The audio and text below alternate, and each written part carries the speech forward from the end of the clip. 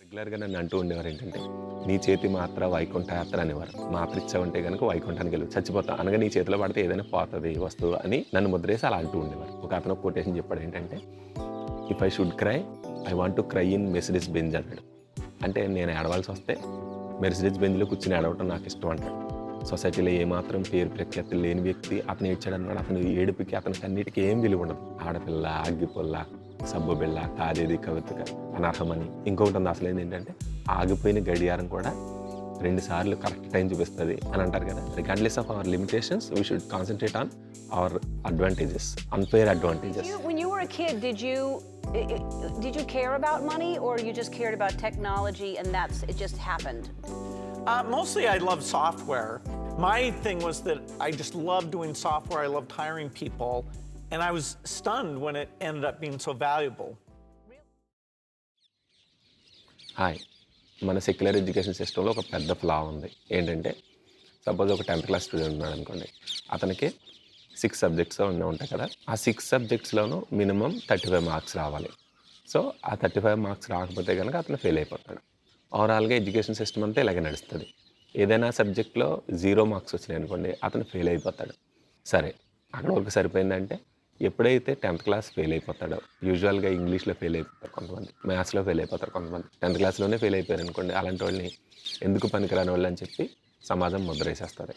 So, దానివల్ల ఏం జరుగుతదంటే, సొసైటీలో సరైన వ్యక్తులు సరైన పొజిషన్స్‌లో ఉండరు. అదే వ్యక్తికి వేరే సబ్జెక్ట్‌లో 100 మార్క్స్ వచ్చుండొచ్చు. కానీ సమాజం ఏం చేస్తదంటే, ఎప్పుడైతే సెక్యులర్ ఎడ్యుకేషన్‌లో ఫెయిల్ అవుతాడో అతన్ని మొత్తం ఓవరాల్‌గా ఒక ఫెయిల్యూర్ కింద లెక్క పెడతదనమాట. దానివల్ల ఏం జరుగుతదంటే, వాళ్ళ జీవితకాలం అంతా కూడా ఇన్ఫీరియర్ కాంప్లెక్స్‌లో బతుకుతా ఉంటారు. ఈ సెక్యులర్ ఎడ్యుకేషన్‌లో ఉన్న మెయిన్ ఫ్లా ఏంటంటే, ఒక వ్యక్తి ఒక విషయంలో బలంగా ఉన్న చోట దాన్ని కాన్సంట్రేట్ చేయకుండా, వీక్‌గా ఉన్న చోట కాన్సంట్రేట్ చేయాలని. చూడండి, స్కూల్స్‌లో కూడా వీక్ బ్యాచ్ అని పెట్టి, వీక్‌గా ఉన్న వాళ్ళని ఎక్కడైతే వీక్‌గా ఉన్నారో దాన్ని బెటర్ చేయడం కోసం ట్రై చేస్తూ ఉంటారు. చూడండి, వీక్‌గా ఉన్న వ్యక్తిని బలపరచడం ముఖ్యమే. కానీ స్ట్రాంగ్‌గా ఉన్న చోటని ఇంకా బలపరుచుకోవటం అనేది అంతకంటే ముఖ్యం. మనందరికీ కూడా పుట్టుకతోటే కొన్ని అన్‌ఫెయిర్ అడ్వాంటేజెస్ ఉంటాయి. అవి మనం తెచ్చుకున్నవి కాదు, మనకు స్వతహాగానే కొన్ని బలాలుంటాయి. అది జీన్స్ ద్వారా రావచ్చు, సమాజం ద్వారా రావచ్చు, ఫ్యామిలీ ద్వారా రావచ్చు. ఈ అన్‌ఫెయిర్ అడ్వాంటేజెస్ ఏముంటాయో అవి మన బలాలనమాట.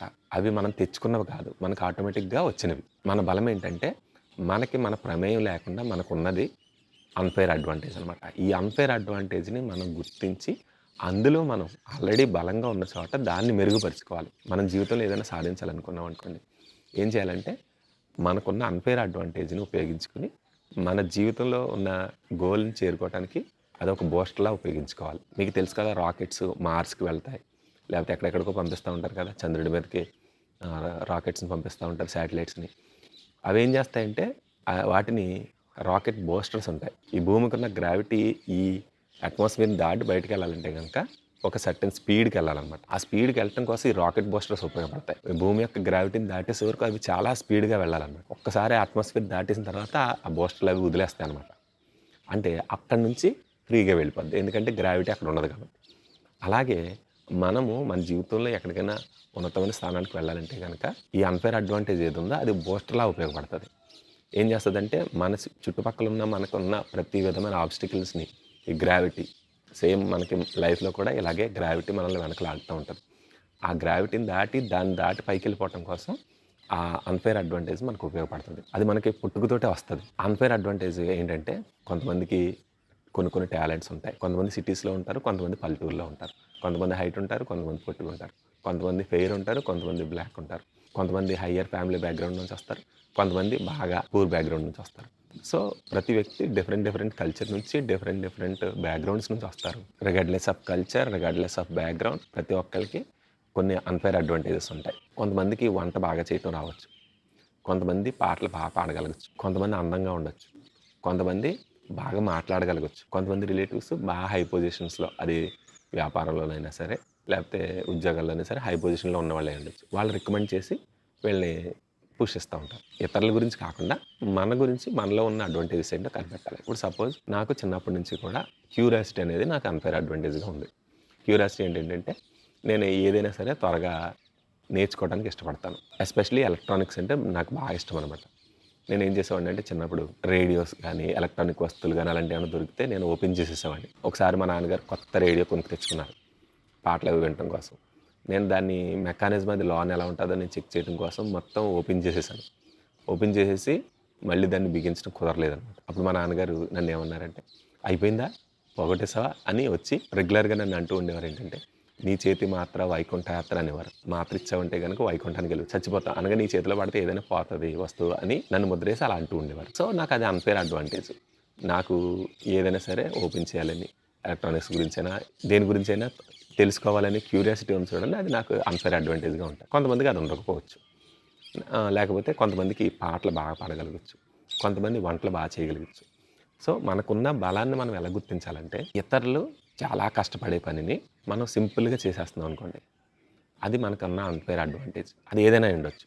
ఇతరులు పాట పాడటానికి చాలా కష్టపడుతున్నారు అనుకోండి, మనకి సింపుల్గా పాడేయగలుగుతాం, కానీ అది మనకున్న అన్ఫేర్ అడ్వాంటేజ్. గుర్తుపెట్టుకోండి, మనకున్న అన్ఫేర్ అడ్వాంటేజ్ నిమిత్తం మనం గర్వపడటానికి లేదు. అది మనం సంపాదించుకున్నది కాదు.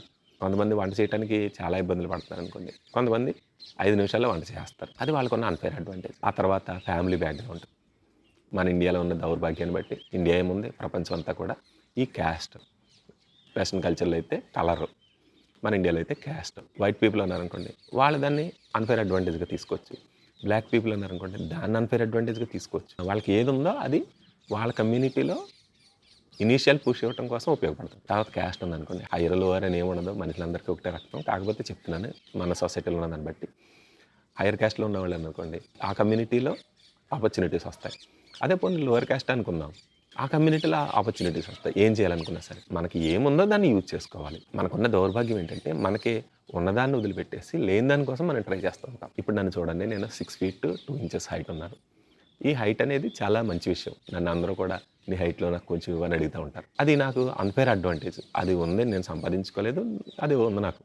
అయితే నేను ఎలా ఆలోచించేవాడిని అంటే, నా చేతులు ఏమో సన్నగా ఉన్నాయి, నాకేమో బాడీ లేదు, కండలు లేవు, ఇలాగా అంటే అదేదో వీక్నెస్గా, అది ఏదో బాధపడాల్సిన విషయంగా నేను భావించేవాడిని. హైట్ ఉంది, ఎంతో కొంత చూడటానికి బాగానే ఉన్నాం. సో ఇది మనకి అన్ఫేర్ అడ్వాంటేజ్. ఈరోజు నాకున్న వీక్నెస్ని, నేను వీక్గా ఉన్నప్పుడు దాన్ని పట్టించుకోకుండా ఎప్పుడైతే కెమెరాకి ముందుకు రావడానికి ఇష్టపడ్డానో, ఇది నాకు అన్ఫేర్ అడ్వాంటేజ్ అయింది. సో ఎదురుకొచ్చి మాట్లాడటం. ఆ తర్వాత టెక్నాలజీ విషయం చెప్పాను కదా, కంప్యూటర్స్ అన్న ఏదైనా నాకు కొంచెం ఇష్టం. నేను ఇప్పుడు జస్ట్ నాకు వచ్చింది, నేను క్యాజువల్గా ఒక కంప్యూటర్ని బిల్డ్ చేసి దాని గురించి అందులో ఉన్న పార్ట్స్ ఎక్స్ప్లెయిన్ చేస్తే ఒక 20K వరకు వ్యూస్ వచ్చేసింది. అది చాలా చిన్న విషయం మనకి, కానీ పక్క వాళ్ళకి అది చాలా వాల్యుబుల్ థింగ్లా ఉంటుంది అనమాట. సో అదనమాట అన్ఫేర్ అడ్వాంటేజ్ అంటే. ఆ ఎడ్యుకేషన్ సిస్టమ్ ఏం చేస్తుందంటే, బలహీనంగా ఎక్కడున్నామో దాన్ని మనం బలపరచాలని చూస్తుంది, కానీ మనం అసలు అలా ఆలోచించకూడదు. ఆల్రెడీ మనం ఎక్కడ బలంగా ఉన్నామో అది మనం ఇంప్రూవ్ చేసుకోవాలి. ఒక అతను కొటేషన్ చెప్పాడు ఏంటంటే, if I should cry, I want to cry in Mercedes Benz అన్నాడు. అంటే నేను ఏడవాల్సి వస్తే మెర్సిడెస్ బెంజ్లో కూర్చుని ఏడవటం నాకు ఇష్టం అంటాడు. అంటే ఏంటంటే, ఈ ఏడవటం అనేది రోడ్డు మీద ఒక మూల కూర్చుని ఏడవటానికిను మెర్సిడెస్ బెంజ్లో కూర్చుని ఏడవడానికి ఏం తేడా ఉంది? ఏమి తేడా లేదా? ఉంది తేడా. ఏంటంటే మన ప్లస్ పైకి వెళ్ళింది అనుకోండి, అంటే మన ఫిజికల్ స్టేటస్ అనగా మన ఫైనాన్షియల్ స్టేటస్ హై వెళ్ళింది అనుకోండి, కింద లోలో ఉన్నది కూడా పైకి వెళ్తుంది అనమాట. చూడండి, ట్రంప్కి చెవికి చిన్న దెబ్బ తగిలేటప్పటికి మొత్తం ప్రపంచం అంతా పెద్ద న్యూస్ అయిపోయింది. రోడ్ల మీద చచ్చిపోయేవాళ్ళు, ఆ ట్రంప్ని చంపడానికి ప్రయత్నించేవాడు తల పగిలిపోయి చచ్చిపోయాడు. అతని గురించి ఎవరు పట్టించుకోరు, ఎందుకంటే ట్రంప్ ఇప్పుడు అమెరికా అధ్యక్షుడు, మల్టీ బిలియనీర్. సో అతనికి ఏం జరిగినా సరే ప్రపంచం దృష్టిస్తుంది. చూడండి, రాజకీయ నాయకులకు చిన్న దెబ్బ తగిలితే పెద్ద హడావిడైపోతుంది. చూడండి, ఒక సినిమా యాక్టర్ ఒక రోజు 2 రోజులు జైల్లో ఉంటే అది పెద్ద వ్యవహారం అయిపోద్ది.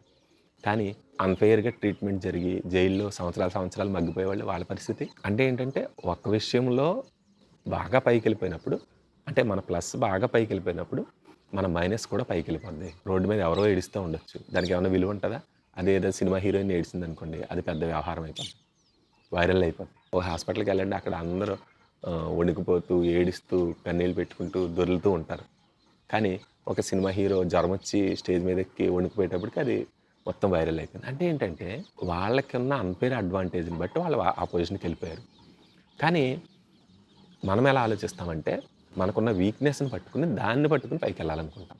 చూడండి, ప్లస్ పైకి వెళ్ళింది అనుకోండి, మైనస్ కూడా పైకి వెళ్తుంది. ఒక డబ్బు ఉన్న వ్యక్తి, సోషల్ స్టేటస్ ఉన్న వ్యక్తి ఏడ్చాడు అనుకోండి, ఆ ఏడుపుకి విలువ. రోడ్డు మీద అడుక్కునే వ్యక్తి లేదా ఒక పేద వ్యక్తి, సొసైటీలో ఏమాత్రం పేరు ప్రఖ్యాతి లేని వ్యక్తి, అతను ఏడ్చాడు అన్నాడు, అతని ఏడుపుకి అతనికి అన్నిటికీ ఏం విలువ ఉండదు. అంటే మన ప్లస్ కనుక పైకి వెళ్ళింది అనుకోండి, అది సోషల్ స్టేటస్ అవ్వచ్చు, ఫైనాన్షియల్ స్టేటస్ అవ్వచ్చు, ఇంకోటి అవ్వచ్చు.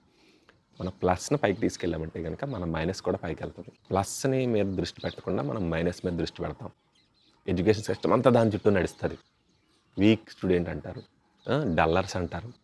డల్లర్స్ బ్యాచ్ అంటే ఏంటి డల్లర్స్ బ్యాచ్? కొంతమంది అంటూ ఉంటారు కదా, నా డిగ్రీ నాకు 4 గీసుకోవడానికి పనికిరాట్లేదని. నాకు తెలిసి చాలామంది సెక్యులర్ ఎడ్యుకేషన్లో పెద్ద ఏమీ రాణించిన వాళ్ళు, యావరేజ్ మార్కులతో పాస్ అయిన వాళ్ళు లక్షలు సంపాదించడము నాకు తెలుసు. అలాగే నాకు తెలిసిన చాలామంది గ్రాడ్యుయేట్స్, పోస్ట్ గ్రాడ్యుయేట్స్, ఇంజనీర్స్ అలా ఇంట్లో కూర్చుని ఉన్నారు. వాళ్ళు కూడా నాకు తెలుసు. ఎందుకంటే సెక్యులర్ ఎడ్యుకేషన్ ఏమీ మనల్ని ఎక్కడికి తీసుకెళ్ళదు. జస్ట్ మనకు కావాల్సిన కొంత నాలెడ్జ్ని మనకి ఇంప్లిమెంట్ చేస్తుంది తప్ప, మనకున్న బలం ఏంటో దాన్ని ఉపయోగించి దాన్ని పట్టుకుని పైకి వెళ్ళాలి. కాకపోతే ఇక్కడ ఇంకో విషయం ఉంది ఏంటంటే, మనకున్న అన్ఫేర్ అడ్వాంటేజ్ని పట్టుకుని దాన్నే మనం అన్నిటికీ ఉపయోగించకూడదు. అంటే ఏంటంటే, ఈ రాకెట్ బూస్టర్ అని చెప్పాను కదా, అది కొంతవరకు వెళ్ళటం కోసం ఆ బూస్టర్ మనకు వస్తుంది, కానీ చివరికి మార్స్ వరకు వెళ్ళటానికి అది ఉపయోగపడదు. సేమ్ అలాగే మనకి ఒక గ్లామర్ ఉందనుకోండి, సోషల్ మీడియాలో చక్కగా ఈజీగా తొందరగా ఫాలోవర్స్ వచ్చేస్తారు. కానీ ఆ ఫాలోవర్స్ని ఉపయోగించుకుని మనం లైఫ్లో ఏం సాధించాలనుకుంటున్నాము, మన లైఫ్లో పర్పస్ ఏంటి అనే దాన్ని పుష్ చేయడం కోసం ఈ అన్ఫేర్ అడ్వాంటేజ్ని యూజ్ చేసుకోవాలి. అది ఏదైనా ఉండొచ్చు. మనకున్న అన్ఫేర్ అడ్వాంటేజ్ని ఉపయోగించి నేను అసలు ఎందుకు పుట్టాను ఇక్కడ, నేను చచ్చిపోయేలోపు ఏం చెయ్యాలి, నేను ఎవరికి హెల్ప్ చేయగలను, ఈ ప్రపంచంలో పాజిటివ్గా నేను ఏమి ఇంపాక్ట్ చేయగలను, అలాగా ఎందుకు పుట్టామో తెలియకుండా మనం బ్రతకకుండా మన లైఫ్ కంటూ ఒక పర్పస్ ఉంటుంది. మనం భూమి మీదకి వచ్చామంటే దేవుడు మనల్ని ఒక పర్పస్తో పంపిస్తాడు. ఆ పర్పస్ని గుర్తించి దాన్ని నెరవేర్చుకోవటం కోసం ఈ అన్ఫేర్ అడ్వాంటేజ్ని వాడుకోవాలి. సో మీరు గుర్తించండి, మనకున్న మైనస్ల కంటే మనకున్న ప్లస్ల్ని మనం దృష్టి పెట్టాలి. చూడండి, ఒక సిటీలో ఉన్న వ్యక్తి ఉన్నాడు అనుకోండి, అతనికి సిటీలో బోల్డెన్ ఆపర్చునిటీస్ ఉంటాయి, లైబ్రరీస్ ఉంటాయి. నేను లైబ్రరీ చదవటం కోసం ఒక 10 కిలోమీటర్స్ వెళ్ళేవాడిని. లైబ్రరీ కోసం, బుక్స్ కొనుక్కు తెచ్చుకోవటం కోసం 10 కిలోమీటర్స్ వెళ్ళేవాడిని. సిటీస్లో ఉన్న వాళ్ళకి ఇంటర్నెట్ ఉంటుంది, రకరకాల ఆపర్చునిటీస్ ఉంటాయి. అదే పల్లెటూరులో ఉన్నవాళ్ళు వాళ్ళు వెనకబడిపోయినట్ట కాదు, వాళ్ళకి వేరే అవకాశాలు ఉంటాయి. వాళ్ళకి నేచర్ ఉంటుంది, వాళ్ళు క్రియేటివ్గా ఆలోచించడానికి చక్కగా అన్ని పరిస్థితులు అనుకూలంగా ఉంటాయి, గ్రీనరీ ఉంటుంది. Regardless of our limitations we should concentrate on our advantages, unfair advantages. ఇంకోటి ఏంటంటే, అవి ఉన్నాయని మనం గర్వపడకూడదు. ఇప్పుడు నేను 6 feet ఉన్నాను హైట్, దాన్ని బట్టి గర్వపడటానికి ఏముంది? చాలామంది మిస్టేక్ చేసేది అదే, అన్ఫేర్ అడ్వాంటేజ్ని బట్టి చాలా గర్వించుతారు. నేను తెల్లగా ఉన్నానని గర్వపడితే ఏంటో ఉపయోగం? ఎక్కడికి వెళ్ళమన్నమాట. అందాన్ని బట్టి లేకపోతే సోషల్ స్టేటస్ని బట్టి, వాటిని బట్టి మనం గర్వించకూడదు. గర్వించడానికి కాదు, కానీ మన లైఫ్లో మనకున్న అచీవ్ చేయవలసిన దాన్ని అచీవ్ చేయడం కోసం అదొక ప్లాట్ఫామ్ లాగా, ఒక బూస్టర్ లాగా ఉపయోగించుకోవాలి. చూడండి, కవిత్వాలు కూడా ఉన్నాయి. ఆడపిల్ల, అగ్గిపుల్ల, సబ్బు బిళ్ళ, కాదేది కవిత్వ అనర్హమని. ఇంకొకటి ఉంది, అసలు ఏంటంటే ఆగిపోయిన గడియారం కూడా 2 సార్లు కరెక్ట్ టైం చూపిస్తుంది అని అంటారు కదా. కాబట్టి మనకి ఖచ్చితంగా ఒక అన్ఫేర్ అడ్వాంటేజ్ అని ఉంటుంది. ఒకటేంటి, మల్టిపుల్ ఉంటాయి, మల్టిపుల్ అన్ఫేర్ అడ్వాంటేజెస్ ఉంటాయి. అవే మన బలాలు. మనం వాటి మీద కాన్సన్ట్రేట్ చేసామనుకోండి, బలహీనంగా ఉన్నది బెటర్ అయిపోద్ది అనమాట. మనకున్న బలాన్ని ఉపయోగించి మనం ఒక స్టేజ్కి వెళ్ళామనుకోండి, అక్కడ మన బలహీనత పెద్ద పట్టింపు ఉండదు అనమాట. బాగా హై పొజిషన్లోకి వెళ్ళిపోయిన వాళ్ళకి వాళ్ళు ఏ మిస్టేక్ చేసినా చెల్లుతుంది, కానీ చిన్న చిన్న వాళ్ళు ఏం చేసినా చెల్లదు. దేనికైనా సరే అందరూ ఏలెత్తి చూపిస్తారు, ఎందుకంటే వాళ్ళు బలహీనత మీద దృష్టి పెట్టారు, వీళ్ళేమో బలం మీద దృష్టి పెట్టి అక్కడికి వెళ్ళారు. కాబట్టి మనకున్న అన్ఫేర్ అడ్వాంటేజ్ ఏదో గుర్తుపట్టి దాని మీద వర్క్ చేసి దాన్ని సోషల్గా వాల్యూని యాడ్ చేయడం కోసం ఉపయోగించామంటే ఖచ్చితంగా అది బూస్టర్లా ఉపయోగపడి మన కెరియర్లో పైకి వెళ్ళడానికి ఉపయోగపడుతుంది. జీవితంలో ఏమైనా సాధించాలంటే మనం బలహీనంగా ఉన్నదాన్ని బలపరిస్తే సాధించలేము, ఎప్పటికీ బలం పొందలేము. మనం బలహీనంగా ఉన్నదాన్ని బెటర్ అవడం కోసం ట్రై చేస్తూ మన జీవితం అంతా వెళ్ళిపోతే ఇంకెప్పుడు మనం పైకి వెళ్తాం.